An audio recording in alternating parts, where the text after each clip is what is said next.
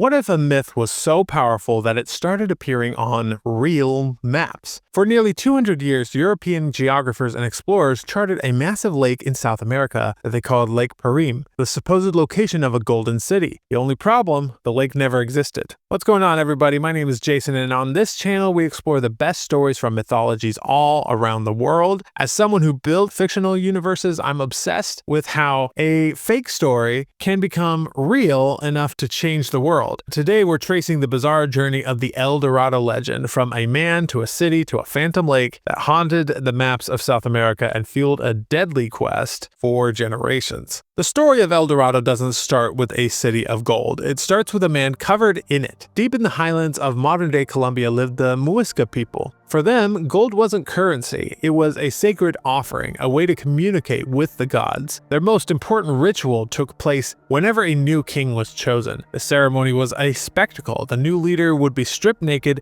coated in sticky turpentine, and then covered from head to toe in fine gold dust. He became quite literally the gilded one, El Dorado. He was then placed on a decorated raft, surrounded by his priests and piles of gold artifacts and precious emeralds. The raft was rowed to the center of their sacred lake, Lake Guaravita. At sunrise, as the light hit his golden body, the new king would dive into the water, washing the gold dust away in a symbolic rebirth. His attendants would then throw the rest of the treasure into the lake as an offering to their deities. This was their way of ensuring balance and prosperity for their people. And to the Muisca, El Dorado was a person, a sacred ritual to maintain cosmic order. But when the Spanish conquistadors arrived in the 16th century, they saw something entirely different. The Spanish were already drunk on gold fever. They had seen the unimaginable riches of the Aztec and Incan empires, and they were convinced that even greater treasures lay hidden in the unexplored jungles of South America. When they heard tales from the Muisca about a leader who casually washed gold off his body, their minds couldn't comprehend it. In their world, gold was the ultimate measure of wealth and power. To waste it like that meant there had to be an endless supply somewhere. So the conquistadors marched into Muisca territory led by Gonzalo Jimenez de Quesada, expecting to find mountains of gold. What they found was a sophisticated civilization, yes, but the treasure they seized fell far short of their fever dreams. Instead of accepting reality, they refused to believe it. This couldn't be it. The real source of gold, the city itself, must be somewhere else, deeper in the jungle. The legend of El Dorado began to morph. It was no longer a gilded man, but a lost city built entirely of gold. Golden temples, golden streets, golden houses, and anytime a local tribe wanted to get rid of the violent, greedy Spaniards, they'd just point east and say, "Oh, the Golden City? Yeah, it's that way." And so the deadly feudal chase began, with the legend growing more elaborate with every failed expedition. Now, as a side note, I choose not to have sponsors or affiliates in these videos because this channel is something I fund myself, but I do have something you might actually enjoy, and that's I call it the Fantasy All Access Library. It's where you can get every mythology-inspired fantasy novel. I've got a few of them here that I have written, all set in this massive shared universe where all of these myths coexist. I think you'll really like it, and it's what keeps this channel going. So if you're interested, the link is down below. As expedition after expedition came back empty-handed, dead or both, you'd think the Europeans would give up, but they didn't. They just moved El Dorado. When it wasn't found in Colombia, the legend claimed it was in Venezuela. When it wasn't there, it was in Guyana. The most famous version of this came from the English explorer Sir Walter Raleigh. In 1595, he sailed up the Orinoco River, convinced he would find El Dorado. He returned to England with no gold, but with a fantastic story. He claimed indigenous people told him of a great city called Manoa, located on the shores of a massive inland lake named Parime. He described a city so rich that it made the wealth of the Incas look like pocket change. His account was so convincing that for the next 200 years, geographers and cartographers started drawing Lake Parime on their maps of South America. It was presented as a geographical fact,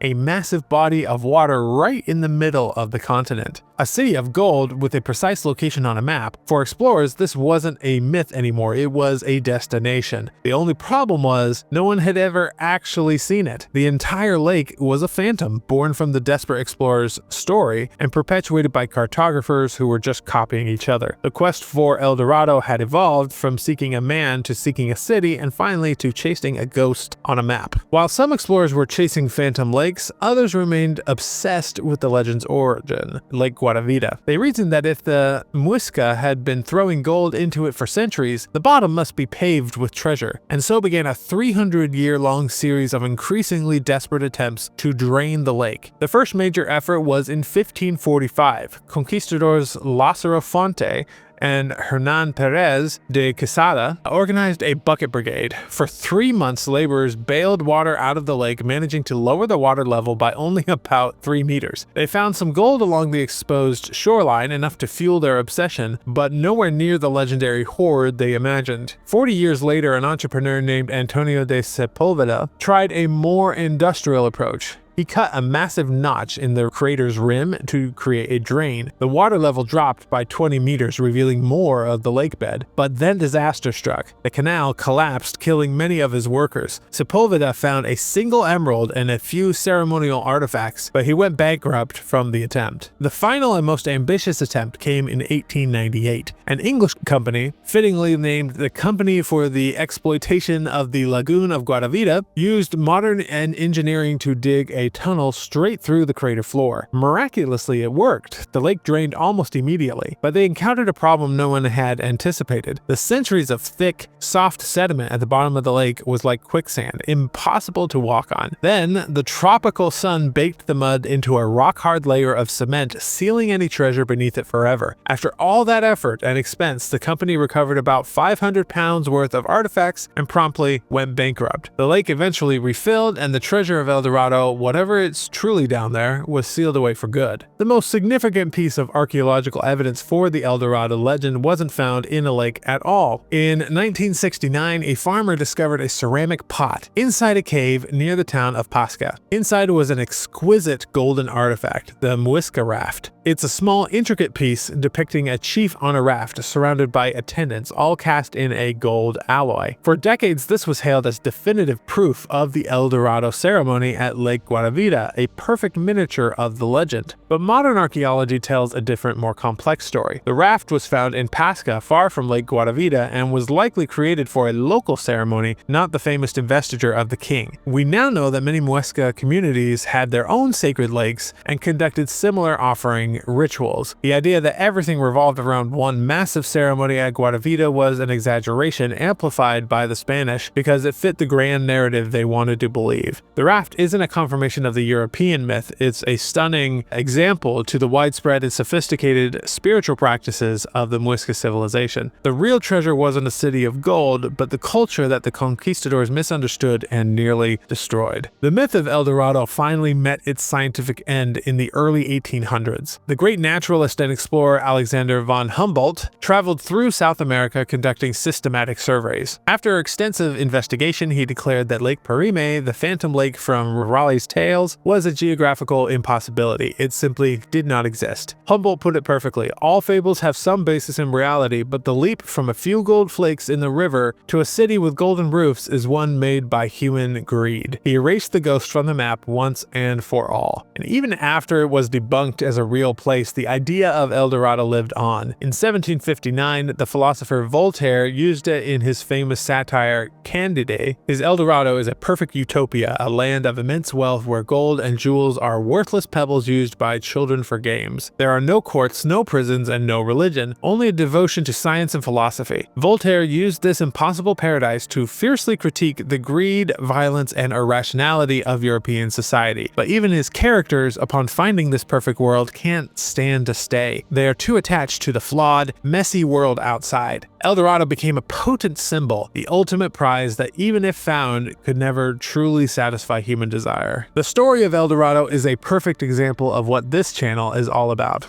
How a powerful story can shape the real world for better or for worse. It drove centuries of exploration, conquest, and tragedy, all in the pursuit of something that was never really there to begin with. And if you enjoyed diving this deep into how myths are made and what they mean, you should really check out my fantasy group. It's a community on a platform called School, where we take all of this stuff to the next level. So with that, you get weekly live calls with me, you get like all my books. If I have audiobooks, you get those as well. You also get to join a community of fellow mythology and fantasy lovers, plus you get all of our ebooks and audiobooks for every novel that we published. We're dropping at least a new one every month. It's the best way to support the channel and get a ton of cool stuff in return. So the link is in the description if you want to join, and I'll see you in the next video.